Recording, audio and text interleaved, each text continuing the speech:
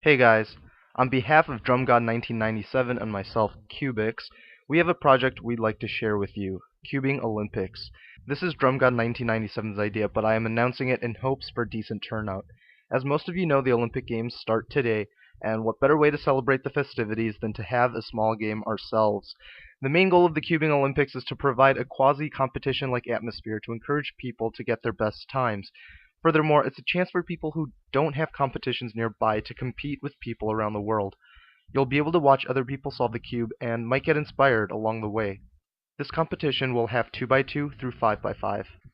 The only requirements to participate in this cyber competition are as follows. You need a YouTube channel and camera in order to upload videos, as well as one of the event puzzles and knowledge on how to solve them. For most of you, this won't be an issue. There is no need to subscribe to either of us, but we won't complain if you do.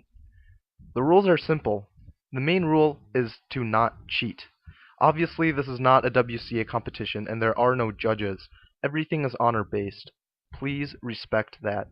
The second rule is to make one video per event. You are not required to compete in all 4 events.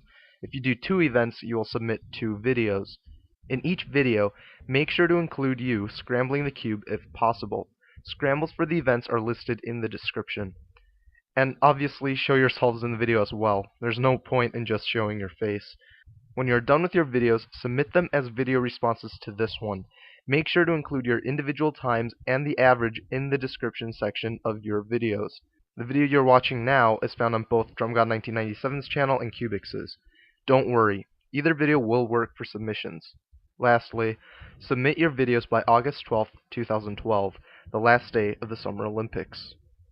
There are no prizes except the satisfaction of fun, friendly competition.